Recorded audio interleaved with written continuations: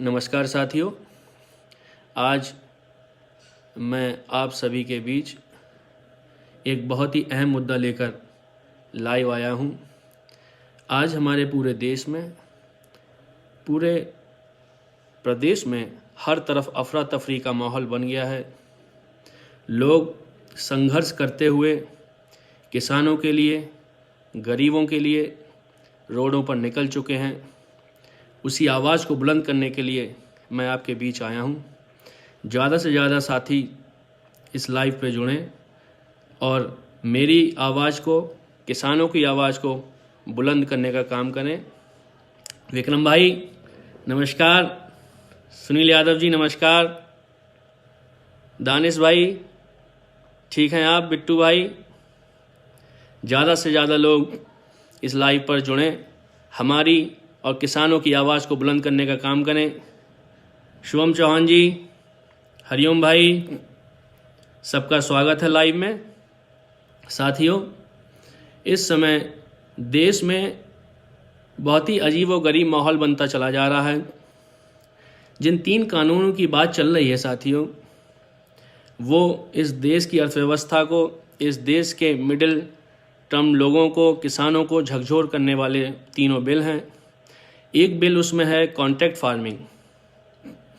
Contract farming, उसके contract farming की जो धारा 3 है, क्लॉज 3 है, उसमें साफ साफ लिखा गया है कि उसमें जो पहला पॉइंट है कॉन्ट्रैक्ट फार्मिंग में कि किसानों को अपनी जगह, अपनी ज़मीन पर कौन सी फसल उगानी है, ये कॉन्ट्रैक्ट फार्मिंग में जो व्यापारी और किसान के बीच जो कॉन्ट्रैक्ट होगा, मध्यस्थता बनेगी, वो व्यापारी तय करेंगे।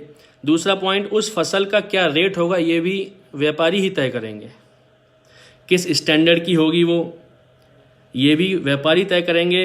बीज जो हम फार्मिंग करेंगे, जो खेती बोएंगे, उसमें कौन से बीज लगेंगे, उसमें जो कीटनाशक लगेगा, उसमें जो यूरिया डीएपी खाद लगेगी, पेस्टिसाइड लगेगा, मशीन होगी, वो हम सब लोग व्यापारी की इस्तेमाल करेंगे। हम बाहर से कहीं से नहीं खरीद सकते। उसकी क्या कॉस्ट होगी ये भी व्यापारी तय करेगा। तो आप देखिए, सब कुछ व्यापारी ही करेगा और हम लोग उसकी नुमाइंदगी, उसके बताए हुए रास्ते पर चलेंगे। उसकी कॉस्ट क्या होगी, और इसका अहम मुद्दा ये है कि इसमें चेकिंग के भी टर्म्स बनाए गए हैं। 3 बार कम से कम इसकी चेकिंग होगी।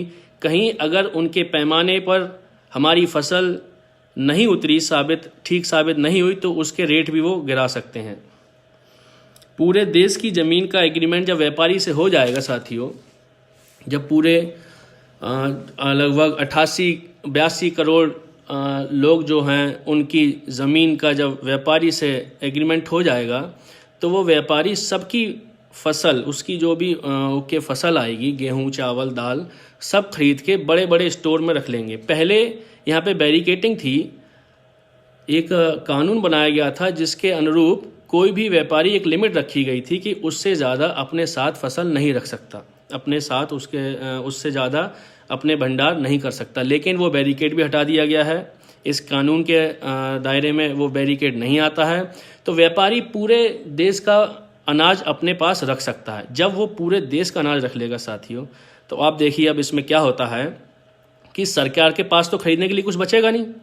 जब सरकार के पास खरीदने के लिए कुछ नहीं बचेगा, तो जो 82 करोड़ लोगों के लिए राष्ट्रीय खाद्य सुरक्षा नियम के तहत, NFSA के तहत, जो 82 करोड़ लोगों के लिए सरकार अन्न देती है, जिसमें 3 रुपये किलो चावल, 2 रुपये किलो गेहूं और 1 रुपये किलो मोटा अनाज देती है, वो कहाँ से देगी सरकार?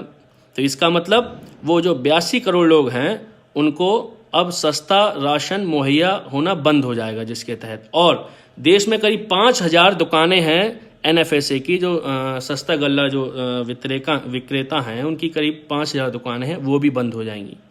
जब दुकानें भी बंद हो जाएंगी, 82 करोड़ लोगों को और खाने के लिए उनको अनाज मुहैया नहीं हो पाएगा, और पेस्टिसाइड की दुकानें भी बंद हो जाएंगी। जब बीज की दुकान, हम बीज कहीं से ले नहीं सकते, जब हम सीधे सीधे व्यापारी से ही हमारा कॉन्टैक्ट हो जाएगा, तो बीज की दुकानें भी बंद हो जाएंगी। तो इनका मतलब केवल किसानों से नहीं, ये कानून का, ये कानून पूरे देश के मध्यम वर्गीय किसानों, गरीबों, सबके लिए मारने वाला है, चोट पहुंचाने वाला है। चंद व्यापारियों, देश स्थिति तो ये है साथियों कि इस देश को चंद व्यापारियों के हाथों में बेचा जा रहा है। चंद व्यापारी ही इस देश को चलाएंगे। सन 1947 से पहले की स्थिति जो थी, उस समय क्या होता था कि किसान की खेती जमींदारों के यहाँ गिरवी रहा करती थी। तो वही स्थिति बनने वाली है। वो कैसे? जब आपके कॉन्ट्रैक्ट इन व्यापारियों से हो जाएगा तो आपके पास ज़मीन नहीं रहेगी। जब ज़मीन नहीं रहेगी तो आपको जब ज़रूरत पड़ती है तो आप KCC लोन वगैरह कराते हैं बैंक से। तो एग्रीमेंट आपका व्यापारी से हो चुका, तो आप बैंक से भी पैसा नहीं ले सकते लोन के तहत। तो आप जब पैसा लेंगे तो उन व्यापारी से लेंगे। अब वो अपने मन चाहे उस पर रेट ऑफ इंटरेस्ट लगाएंगे, फिर ब्याज दर ब्याज, मतलब आप बंधुआ मजदूर की स्थिति में बनते चले जाएंगे साथियों।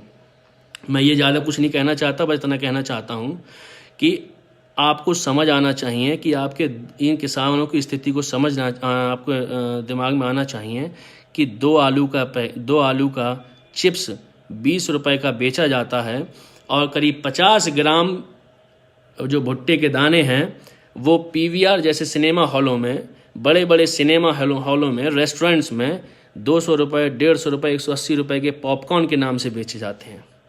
स्थिति आपको समझनी है साथियों। ज़्यादा लंबी बात नहीं करूँगा। आइए सब लोग इन किसानों की आवाज़ को बुलंद करिए और इनको हिम्मत दीजिए जिससे कि ये अपने हक की लड़ाई लड़ सकें। मैं तो बस इतना कहूँगा कि मैं हमेशा करूँगा तेरे हर जुल्म का विरोध, मैं हमेशा करूँगा तेरे हर जुल्म का विरोध। तू वक्त का सत्ता सीन है, मेरे मुल्क का भगवान तो नहीं। तो विवेक जी आप भी जुड़ चुके हैं, सुनील भाई, सब लोग साथ दीजिए, किसानों को मजबूती दीजिए।